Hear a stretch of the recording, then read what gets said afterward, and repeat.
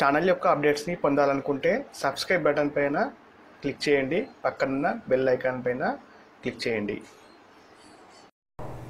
Hi friends, welcome to మన విద్య daily current affairs తెలుగులో. Date 28 November 2019.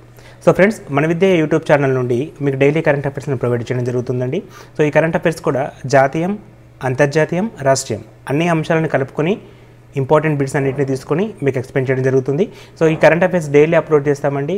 So competitive exams అన్నిటికీ కూడా ఉపయోగపడే విధంగా ఈ కరెంట్ అఫైర్స్ ఉంటుంది కాబట్టి మీ ఫ్రెండ్స్ అందరికీ కూడా ఈ వీడియోస్ని ఫార్వర్డ్ చేయండి. అండ్ ఇప్పటివరకు ఎవరైతే ఛానల్ని సబ్స్క్రైబ్ చేసుకోలేదో please do subscribe. Regular updates ఉంటాయండి. మరి ఈనాటి ముఖ్యాంశాలు ఏంటో చూద్దాం. సో ముందుగా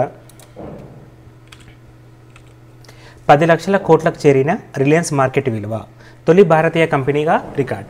ముఖేష్ అంబానీ సారథ్యంలో రిలయన్స్ ఇండస్ట్రీ లిమిటెడ్ RIL ఈ రికార్డును నమోదు చేయడం జరిగింది. ట్రేడింగ్ ముగిసే నాటికి BSEలో RIL మార్కెట్ విలువ 10,01,555 కోట్లను చేరుకుంది. ఈ ఘనత సాధించిన తొలి భారతీయ కంపెనీ RIL కావడం విశేషం. కేవలం 25 ట్రేడింగ్ రోజుల్లోనే మార్కెట్ విలువ 9 లక్షల కోట్ల నుండి 10 లక్షలకు చేరుకోవడం విశేషం.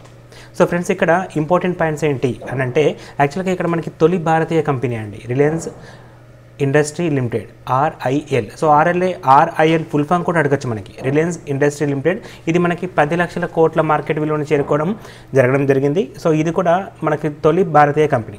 అయితే ఇక్కడ ఇంపార్టెంట్ పాయింట్ ఏంటంటే BSE, దీని గురించి ఎక్కువ డిస్కస్ చేయాలండి.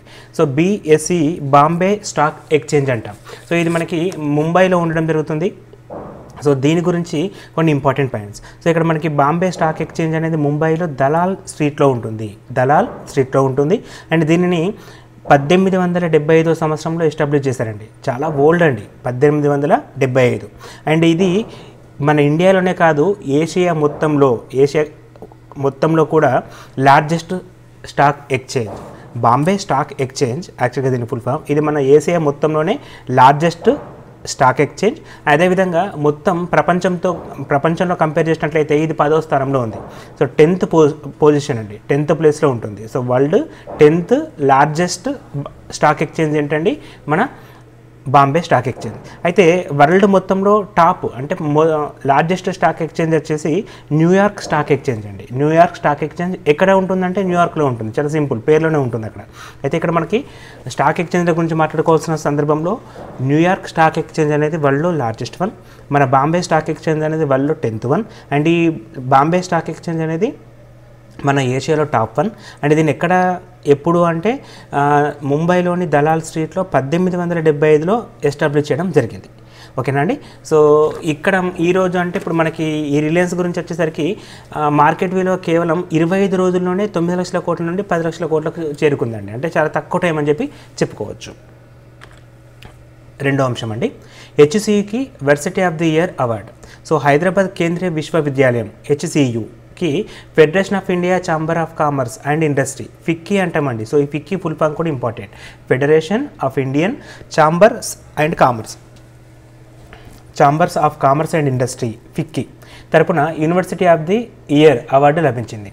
ఈ నెల 27న ఢిల్లీలో జరిగిన FICCI 6వ ఉన్నత విద్యా ప్రతిభా పురస్కారాలకు ప్రదానం సందర్భంగా HCUకి అవార్డు లభించడం జరిగింది. సో ఇక్కడ మనకి HCU హైదరాబాద్ కేంద్రీయ విశ్వవిద్యాలయం, దీనికి FICCI అవార్డు వచ్చిందండి. సో FICCI అంటే ఏంటంటే federation of Indian Chambers of Commerce and industry. So వాళ్ళ 6వ ఉన్నత విద్యా ప్రతిభా పురస్కారాల ప్రదానం సందర్భంగా మన HCUకి ఢిల్లీలో 27వ తేదీ నాడు ఈ అవార్డు ఇవ్వడం జరిగింది. ఇంకో అంశం అండి, PSLV C-48 ప్రయోగం 41న. సో భారత అంతరిక్ష ప్రయోగ కేంద్రమైన శ్రీ పొట్టి శ్రీరాములు నెల్లూరు జిల్లాలోని Satish Dhawan space centre SHAR నుండి వచ్చే నెల 11న polar satellite launch vehicle PSLV C-48ను ప్రయోగించబోతున్నారు. PSLV C-48 ద్వారా రీషాట్ 2B-R1తో పాటు విదేశాలకు చెందిన ఉపగ్రహాలను కూడా నిర్ణీత కక్షలోకి ప్రవేశపెడుతున్నారు. సో ఫ్రెండ్స్, ఇక్కడ మనకి భారత ప్రయోగ అంతరిక్ష కేంద్రమైనటువంటి Satish Dhawan space research centre, దీన్ని షార్ అని చెప్పి అంటామండి. సో ఇక్కడ నుంచి వచ్చే నెల అంటే డిసెంబర్ 11న polar satellite launch vehicle PSLV, ఈ ఫుల్ ఫామ్ ఇంపార్టెంట్, లాస్ట్ క్లాస్లో చెప్పాను నేను. సో దాని ద్వారా మనకి PSLV C-48 ద్వారా రీషాట్ 2BR1తో పాటు విదేశాలకు చెందిన కొన్ని ఉపగ్రహాలను కూడా నిర్ణీత కక్షలోకి ప్రవేశపెట్టబోతున్నారు. అయితే ఈ సందర్భంగా PSLV C-47 అనే ప్రయోగం, ఇది 48 అండి, ఇప్పుడు మనం డిస్కస్ చేస్తుంది ఇది 48. అయితే 47 అనే ప్రయోగం కూడా నవంబర్ 27 అంటే నిన్న జరగడం జరిగింది. సో దాని ద్వారా మనం పంపించింది ఏంటంటే కార్బోసాట్ 3 అనే ఉపగ్రహాన్ని, కంప్లీట్ ఇండియన్ టెక్నాలజీతో తయారు చేసిన ఉపగ్రహాన్ని మనం కక్షలోకి ప్రవేశపెట్టామండి. సో దీని ద్వారా ఉపయోగం ఏంటి? సరిహద్దుల్లో రక్షణ పర్యవేక్షణ కోసం కార్బోసాట్ 3 ఉపగ్రహాన్ని మనం కక్షలోకి ప్రవేశపెట్టాం. అది PSLV 47 ద్వారా. At the same time PSLV 47 ద్వారా యుఎస్కి చెందినటువంటి 13 నానో ఉపగ్రహాలను కూడా ప్రవేశపెట్టామండి. ఇది కూడా ఇంపార్టెంట్ పాయింట్. సో ఇక్కడ 48 ద్వారా C-48 ప్రయోగం అనేది డిసెంబర్ 11న జరగబోతుంది. దానికంటే ముందు C-47 విజయవంతంగా ప్రయోగించబడింది. సో ఇక్కడ సీక్వెన్స్ జరుగుతుంది చూడండి, ఈ సీక్వెన్స్ ఇంపార్టెంట్. ఎప్పుడు జరిగింది, ఏం తీసుకెళ్ళింది, అది ఎంతవరకు సక్సెస్ అయింది, ఈ విషయాలు అడుగుతాడండి మనకు ఈ ప్రయోగాల ద్వారా. నెక్స్ట్ క్వశ్చన్, తెలంగాణకు 312 కోట్ల కేటాయింపు. 2019-20 ఆర్థిక సంవత్సరంలో అనుబంధ పద్దుల్లో దేశవ్యాప్తంగా 21,246 కోట్లకు అదనపు వ్యయం వినియోగానికి పార్లమెంట్ అనుమతి ఇచ్చింది. ఇందులో తెలంగాణకు 312 కోట్లను కేటాయించారు. హైదరాబాద్లోని IITకి క్యాపిటల్ ఆస్తుల సృష్టికి 300 కోట్లను, అత్తాపూర్లోని National Academy of Customs Indirect Taxes Narcotics ప్రాంతీయ శిక్షణ నిర్మాణానికి 12 కోట్లు కేటాయించడం జరిగింది. సో ఇక్కడ మనకి బడ్జెట్ కేటాయింపులో భాగంగా దీన్ని మనం చూసుకోవచ్చు. 312 కోట్లు మనకి అదనపు అనుబంధ పద్దుల నుండి రావడం జరిగింది. అందులో మనకి 300 కోట్లు వచ్చేసి IIT క్యాపిటల్ ఆస్తుల సృష్టి కోసం అండ్ 12 కోట్లు వచ్చేసి ప్రాంతీయ శిక్షణ సంస్థల నిర్మాణం కోసం ఇవ్వడం జరిగింది. సో ఈ పాయింట్ కూడా మనకి ఇంపార్టెంట్గా తీసుకోవచ్చు. అండ్ నెక్స్ట్ క్వశ్చన్ అండి, Godavari port chairman Chandrashekhar Iyer. So Godavari నదీ యాజమాన్య GRMB అంటామండి, అది చైర్మన్గా చంద్రశేఖర్ అయ్యర్ గారిని కేంద్ర జల వనరుల శాఖ నియమించింది. బోర్డు చైర్మన్గా ఉన్న జైన్ కేంద్ర జల సంఘం CWC అంటాం చైర్మన్గా వెళ్ళడంతో ఆ స్థానాన్ని అయ్యర్తో భర్తీ చేయడం జరిగింది. ఆయన గోదావరి బోర్డు సభ్య కార్యదర్శిగా, పోలవరం ప్రాజెక్ట్ అథారిటీ CEOగా ఇదివరకు పనిచేశాడు. అయితే ఇక్కడ మనకి చంద్రశేఖర్ అయ్యర్ అనే వ్యక్తి ఇదివరకు ఏం చేశాడు అంటే గోదావరి బోర్డు సభ్య కార్యదర్శిగా ఉన్నాడు, అదేవిధంగా పోలవరం ప్రాజెక్టు అథారిటీకి CEOగా పనిచేశాడు. సో ఇప్పుడు గోదావరి బోర్డు చైర్మన్గా తనకి ప్రమోషన్ వచ్చిందని చెప్పుకోవచ్చు. సో గోదావరి నది యాజమాన్య GRMB అంటామండి, చైర్మన్గా ఇప్పుడు తీసుకోవడం జరిగింది. అదేవిధంగా బోర్డు చైర్మన్గా అంటే ఇదివరకు చైర్మన్గా ఉన్నటువంటి జైన్ కేంద్ర జల సంఘం CWCకి చైర్మన్గా వెళ్ళిపోవడం జరిగింది. సో ఆ పొజిషన్ని భర్తీ చేయడం కోసం ఇప్పుడు మనకి చంద్రశేఖర్ అయ్యర్ గారిని ప్రమోషన్ బేస్ పైన ఇక్కడికి తీసుకురావడం జరిగింది. దీపిక అంకితలకు ఆసియా స్వర్ణం మరియు ఒలింపిక్ బెర్త్. భారత స్టార్ ఆర్చరీ దీపికా కుమారి తన సత్తా చాటింది. ఆసియా ఆర్చరీ ఛాంపియన్షిప్లో అద్భుత ప్రదర్శనతో స్వర్ణం గెలవడమే కాకుండా టోక్యోలో జరగబోయే ఒలింపిక్స్కి కూడా బెర్త్ను సంపాదించింది. ఫైనల్లో 6-0తో మన దేశానికే చెందినటువంటి అంకిత బకత్పై గెలిచి స్వర్ణం సాధించింది. తుది 4 జాబితాల్లో చోటు సంపాదించడం ద్వారా అంకిత భగత్ కూడా ఒలింపిక్స్ కోట దక్కించుకుంది. అంకిత తుది సమరంలో దీపిక చేతిలో ఓడిన రజతాన్ని గెలవడం జరిగింది.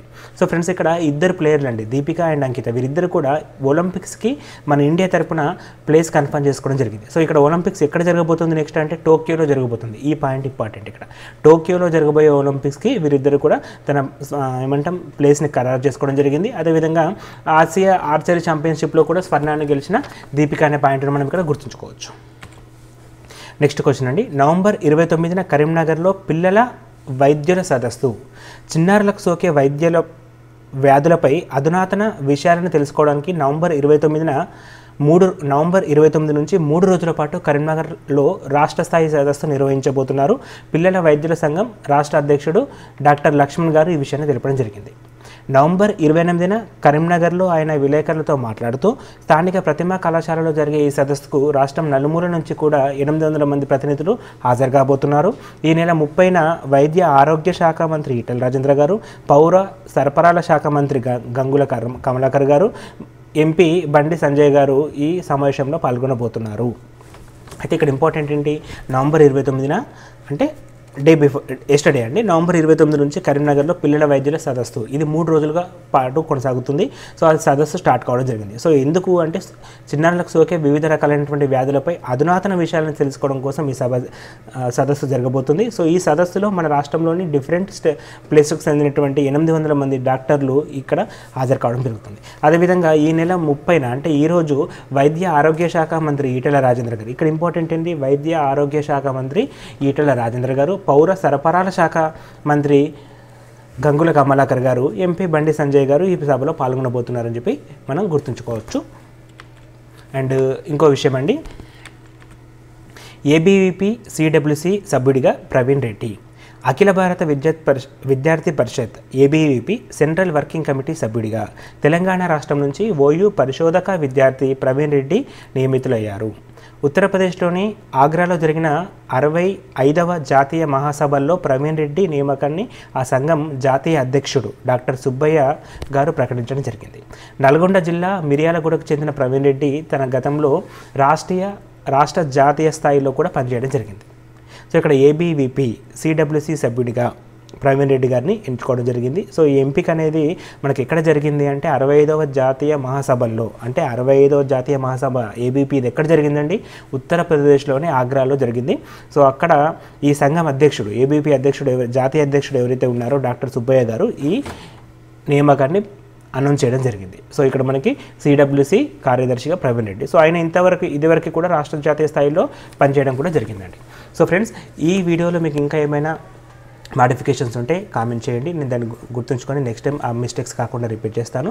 అండ్ ఈ వీడియోస్ నచ్చినట్లయితే మీ ఫ్రెండ్స్ అందరికీ కూడా ఫార్వర్డ్ చేయండి. కాంపిటేటివ్ ఎగ్జామ్స్కి ప్రిపేర్ అయ్యే వారికి ఈ వీడియో చాలా ఉపయోగపడతాయండి. డైలీ కరెంట్ అఫైర్స్ అనేది మన పరిజ్ఞానాన్ని పెంచడంతో పాటు ఒకేసారి చదవడం అనే ప్రాబ్లమ్ని కూడా ఓవర్కమ్ చేస్తుంది. So thanks for watching, thank you and all the best for your exams.